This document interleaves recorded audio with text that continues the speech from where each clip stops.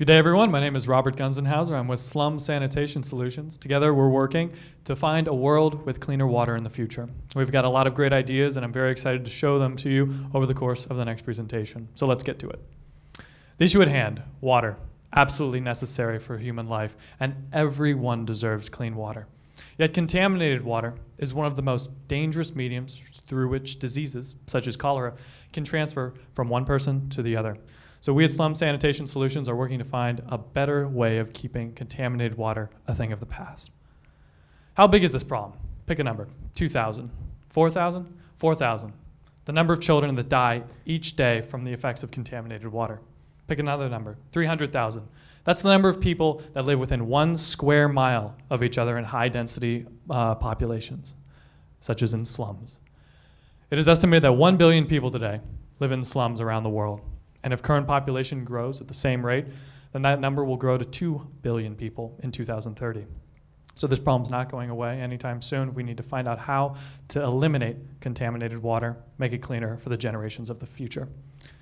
We believe that the root cause of water contamination is due to the lack of proper waste disposal and waste management that is rampant inside slums in today's world. In the long run, that waste disposal, that lack of proper waste management, is going to lead to an extremely contaminated water supply. Enter Kibera, the slum that we at Slum Sanitation Solutions have begun to look into for our future solutions.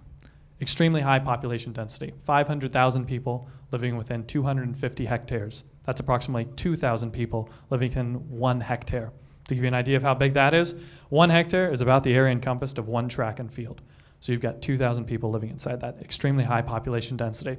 The image on the right side of the slide, Google Earth. Kibera is right in the center of that. That whole gray area is high population density, Kibera. As one might expect, in Kibera there's a complete lack of proper waste disposal and waste management. As you can see in the picture, consumer goods, trash, waste litter the streets. And just because the population density is so high, there's no effective system to manage that waste, manage that disposal. Human waste is littered among the bags and trash that you see on the streets. Now, during the rainy season, that waste, human waste, is going to flow, sometimes out of toilets, community latrines that we'll talk about later on in the presentation, literally bubbling up from the toilet and out onto the streets with the other trash, and it'll be swept away down to the river, which is where the community gets its water supply. It will only lead to further contamination. Now, we believe the problem stems from what are called flying toilets, which is a sort of homemade solution that a lot of slum dwellers have fallen back onto. You literally poop or pee into the bag and toss the bag into the street. Flying toilet. Now, it's portable, it's convenient, it's what a lot of slum dwellers have been using over the past few years. However, it tears easily. And we find that a lot of times that bag doesn't find itself into the ground as it should, where it will decompose and become a natural fertilizer. But it instead will tear easily, will be left out in the street, and will be swept away come rainy season into the water supply, further contaminating the water. Now, as an attempt to solve the solution that's already underway in Kibera, which is again that southwest Kenyan slum, are called community latrines set up by the slum dwellers, which are very easy to set up. Simply the owner of the latrine will pay a small fixed price, set up this centrally located bathroom house, and slum dwellers, residents of Kibera, will come and use that community latrine whenever they need to. However, it's not safe to use at all times during those days. Women, children, frequently kidnapped and raped due to the high crime rates in slums like Kibera, are too afraid to leave their homes during the night to use these bathrooms.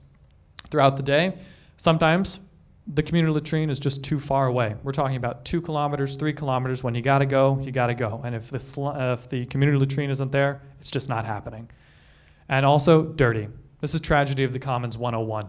Basically, if you have a lot of people using a resource, there is no individual responsibility that one person's going to have for keeping that community latrine clean and maintain that sanitation. It doesn't happen. As a result, if you can look at the right side of that picture, that is just a pit.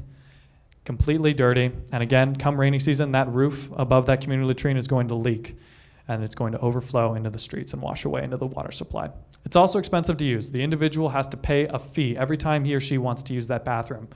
And of course, lack of functional doors, that privacy that we take for granted in the Western world, non-existent in slums like Kibera. You're literally going to the bathroom in front of people. So we at Slum Sanitation Solutions have designed 4 priorities that we look for in any sanitary waste disposal system. My colleague Eric will take it from there. Thank you. Thank you, Rob. My name is Eric, and in my time researching slums and sanitation systems around the world, we've identified 4 main aspects that any system must have in order to succeed. The first is sustainability and sanitation. If the waste that's processed ends up back in the street or back in a waterway, the system will not work. It's just going to end up polluting public drinking water and creating huge public health problems. The second is safety. Everyone needs to have a secure place where they can go to the bathroom without worrying about being attacked or assaulted, or worrying about falling into the toilet or the toilet collapsing on them due to bad construction. The third is privacy. Everyone needs a public or a private place where they can go to the bathroom without having to worry about their dignity. Finally, there's affordability. Without affordability, people can't do anything. Even if there's an amazing solution that's expensive, people just aren't going to do it. They're going to revert to flying toilets and just go to the bathroom on the streets. So if people can't afford a solution, it's not going to work. All right. So with these 4 aspects in mind, we designed the Slum Sanitation Solutions. The basic idea is to give people personal toilets so that they can go to the bathroom in their own homes, and then recycle the waste using biodigesters to produce energy and fertilizer that can be sold to help pay for the process. The core aspect of this is the personal toilet. We believe that the problems of privacy and safety can never be solved while people are still going to public latrines in dangerous parts of the town. So we decided to bring the bathroom into the home like it is in the Western world. We decided to design our toilet to be extremely affordable. We built it around a standard 5-gallon bucket because they're already manufactured all over the world for extremely low prices. On top of that, we have a simple seat and lid that can be attached to the top of the bucket. The seat allows people to go to the bathroom comfortably, and the lid can be sealed while it's not in use to prevent odor from leaking into the home. With this system, we believe that we'll be able to drive the price of producing the toilet down below $12 US, which is affordable for people in Kibera. In order to produce the toilets, we've decided to manufacture them in China and ship them to Africa. We decided to do this rather than to produce them in Africa for 3 main reasons. The first of which is quality. The factories in China have better machinery and are better able to produce plastic products that are durable and will last for a long time than factories in Africa. And any product that we make needs to be strong and last for years in the field. The second aspect is price. Because the distribution channels already exist in China, we'll be able to produce these toilets and get them to Africa for a lower price than if we made them in Africa at first. This will allow us to help more people in Kibera than if we produced locally. Finally, the third aspect is scalability. We want our solution to be able to apply to people all over the world, not just in one slum. If we decided to produce in a factory in Africa, we'd be tied to that particular area. But with this system, we can send a shipment of these toilets to a slum in India, to a slum in South America, and to slums in Africa. That way we can scale our solution to anywhere in the world. Finally, in order to get this waste from people's public homes to our central biodigester to get rid of it, we'll have a weekly pickup service. We'll pay employees to go around through Kibera with hand carts to exchange clean, empty toilets for residents' full toilets. People will pay a small weekly fee to get this service, but it will be less than they usually pay to use public latrines, so we'll end up saving the money in the long run. Finally, we need to dispose of the waste in a clean and affordable manner. To do this, we decided to use a biodigester, which uses anaerobic digestion to convert human waste into fertilizer and fuel. Basically, you put the waste into a tank with water. The microbes in it digest the waste, kill the pathogens, and produce methane, and the nutrients fall to the bottom, where they can both be sold and used to gain profit to help sustain the project. All right. Thank you. Hi, my name is Aaron, and I'll be going over the progress that we've made and how we used our funds for research. So the first step that we did was we identified what research we would like to get done, basically whether our project will be sustainable and feasible in Kibera. So what we did was we hired an intern, a graduate from the University of Nairobi. His name is Jeffrey Ocheng. and he conducted research from May 7th to May 11th by going into Kibera and interviewing slum dwellers. He managed to, within the course of that week, interview 72 households, asking them various questions such as, where do you go to the toilet right now? And would you accept this project? How much do you pay for toilets right now? And what we found was that all of these people use community latrines right now and pay 10 Kenyan shillings per visit. So when we saw the data, we actually got a majority of the people to like the idea of having a personal toilet in their home. In fact, over 96% of the people would be willing to have a personal toilet. Additionally, we were happy to see that many people are willing to pay the price of a toilet and pay for a service.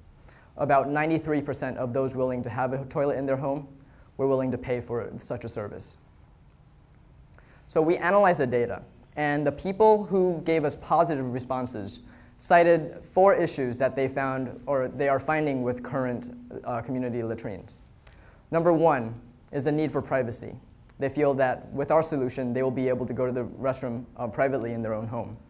Also, as my friend Robert already mentioned, the tragedy of the commons is a very real issue, and that leaves us with communal latrines that are very dilapidated. Additionally, expenses are a very real issue as well.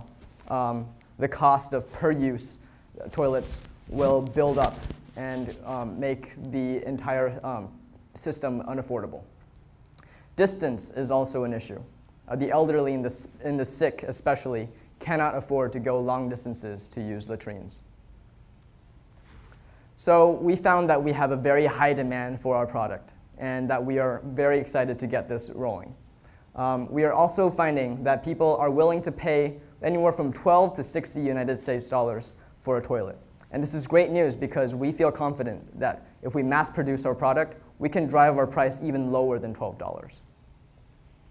So I'd like to introduce our team. Eric, Rob, and I are freshmen at the college. We have Rai Barkat, our mentor, who has extensive experience in Kibera. He authored a book called It Happened on the Way to War. He graduated with an MBA from Harvard Business School, and he is a founder of Carolina for Kibera. Additionally, we have a contact, Ken Okoth, a teacher in Kibera, who founded Children of Kibera. Last but not least, we have Jeffrey O. Chang, our intern, who will continue to pursue field research for us in the coming months. We are also considering potential partnerships with 2 organizations, Sanergy and Umandi Trust. And we chose these 2 because they already have a system and technology for biodigesters. And we feel that if we partner with them, then we can focus on our product, the individual toilets. And we feel that we can bring them this concept of building individual toilets that solves the problem of privacy while they give us or they allow us to use their technology so that we can focus directly on the toilets. So what did we do with our funding during the first phase? Well, the majority of our spending occurred in field research. We felt it was very important to make sure that this cycle is sustainable and feasible. Additionally, we spent money on the design and prototype of the toilet and on material research. And we decided to save most of our money because we realized that the most expensive part comes after in our second phase when we decide to do preliminary test cycles in Kibera. Any additional funding will help toward this test cycle, and money is necessary for us to actually go to Kibera, to travel, and to install our first cycle there. As you can see, we plan to do further field research to get information on the relationship between human behavior and the distance from the biodigester. We also would like to build our own biodigester prototype, whether it be on our own or in partnership with Umandi Trust or Sanergy. And our preliminary test cycle will be solely dependent on our initial capital, because if you remember, our cycle depends on the revenue that we gain from our energy products in order to keep it sustainable. Our first cycle will have to depend on initial capital for it to start. But after that, it will be a sustainable process. Our next steps are contracting a partnership with one of the aforementioned organizations for their biotechnology. Also, we are finalizing research to make sure that we know how to price our product and how to integrate our process into the society and culture of Kibera. We additionally want to get started by going to Kibera and seeing things from their perspective and see how we can best attack and approach our process by installing our slum sanitation solutions into Kibera. And I just want to wrap up by showing you all the impacts that our process will have. First and foremost, we will remove waste directly from the water, and this is attacking the problem at the source. But additionally, we have a lot of side effects as well, positive benefits. We will generate a lot of productive energy, which will then be sold from what have otherwise been just waste. We will also stimulate the local economy with our process because we will need employees at every step, including the middlemen to carry the toilets to and from the biodigester. And last but not least, we will improve the overall quality of life in slums. And we hope that this presentation has been enlightening. Thank you.